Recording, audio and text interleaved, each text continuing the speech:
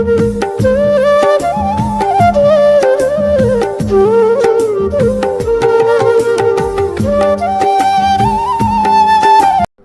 বন্ধুরা, কেমন আছো তোমরা সবাই? তো দেখো আবার চলে এলাম একটা নতুন ভিডিও নিয়ে। আজকে কিন্তু আর কোনো ব্লগ না, আজ নিয়ে চলে এসেছি একটা স্ন্যাক্স ভিডিও, সন্ধ্যের স্ন্যাক্স।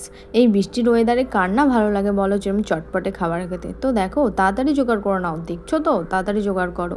ময়দা আর আমি এখানে ময়দাটা নিয়ে নিয়েছি, এর মধ্যে কালো জিরে আর জোয়ানটা হাতে ঘষে দিয়ে দিয়েছি, আর তেলটা একটু বেশি করে দিয়েছি, আর লবণটা পরিমাণ মতো। তো দেখো এটা আমি এখন ভালো করে মেখে নিচ্ছি, আর জল ঢেলে একটা ডো বানিয়ে নিয়েছি। দেখেছো, জল অল্প অল্প করে দিয়ে একটা ডো বানিয়ে নিয়েছি।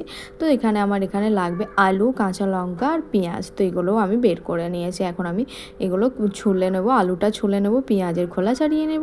তো দেখো আমার হয়েও গেছে। এবার আমি আলু ফালুগুলো সব ধুয়ে নিয়েছি।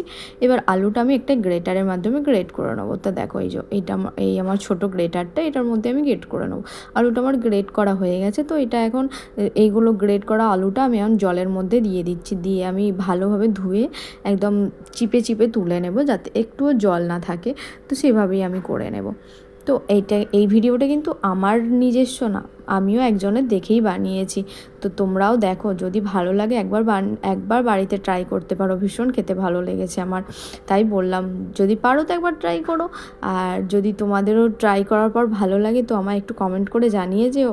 খুব বেশি কিছু লাগে না, একদম সিম্পলের মধ্যেই, তোমাদেরও বানাতে অসুবিধা হবে না আশা করি। বানিয়ে নিও, এরকম বৃষ্টির মৌসুমে এই সন্ধেবেলা খেতে তো ভালোই লাগবে। তো দেখো আমার আলুটা ধুয়ে নিয়েছে, একদম দেখছো ঝরঝরে হয়ে গেছে, খুব সুন্দরভাবে নিয়ে নিয়েছি। এখানে আমার পেঁয়াজ কুচি করা হয়ে গেছে, কাঁচা লঙ্কাটাও কুচি করে কেটে নিয়েছি। এখানে দেখো ধনে গুঁড়ো আর ধনে গুঁড়ো না, সরি জিরে গুঁড়ো আর গোলমরিচ গুঁড়ো, এখানে এইগুলোই জোগাড় করেছি, এইগুলোই লাগবে। আর আদা রসুনের পেস্ট। দেখো এখন আমি এগুলো মিক্স করে নেব, সব কিছু এর মধ্যে দিয়ে দিচ্ছি, পেঁয়াজ কুচি, কাঁচা লঙ্কা কুচি, জিরে গুঁড়ো আর গোলমরিচ গুঁড়ো, আর আদা রসুন বাটার পেস্টটাও দিয়ে দেবো এর মধ্যে। দিয়ে আমি এখন ভালো করে মেখে নেব। এখন আমি নুনটা দেবো না, কেননা নুনটা থেকে তো জল বেরিয়ে যাবে নুন দিলেই, সেই জন্য আমি নুনটা দেবো না। যখন আমি বানাতে আসবো, মানে আমি যখন বানাবো ময়দা দিয়ে ওই স্ন্যাক্সটা যখন বানাবো, তখন আমি নুনটা দেবো। তো দেখো এই যে আমার মাখাও হয়ে গেছে। দেখো আমি চলেও এসেছি তৈরি করতে। তো এখন আমি নুন দিয়ে নিচ্ছি, আর লাগবে একটা ডিমটাও আমি দিয়ে নেব। এই যে দেখো ডিমটা দিয়ে নিয়েছি, এবার ভালোভাবে মেখে নেব। এবার ময়দাগুলো ভালো করে পরোটার সাইজ করে গোল গোল করে নিতে হবে। তারপর দেখো এইভাবে আমি বেলে নিয়েছি। আমারও কিন্তু এখানে একটা ভুল হয়ে গেছিলো, আমি পরোটার গোল গোল করার আগেই আমি নুনটা দিয়ে এটা মেখে রেখেছিলাম, সেই জন্য আমার একটু জল বেরিয়ে গেছিলো। তারপর আবার আমি জলটা ভালোভাবে ফেলে আবার করেছি। তো এইটা থেকে দেখবে একটু জল বেরিয়ে গেছে।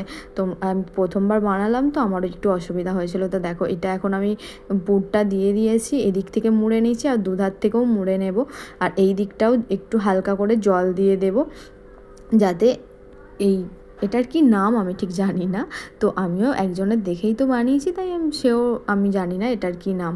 তো এই এবার আমি ভালো করে মুড়ে নিচ্ছি, যাতে পুরটা বেরিয়ে না যায়। দেখলে আমার একটু জল বেরিয়ে গেছে, এই যে দেখো।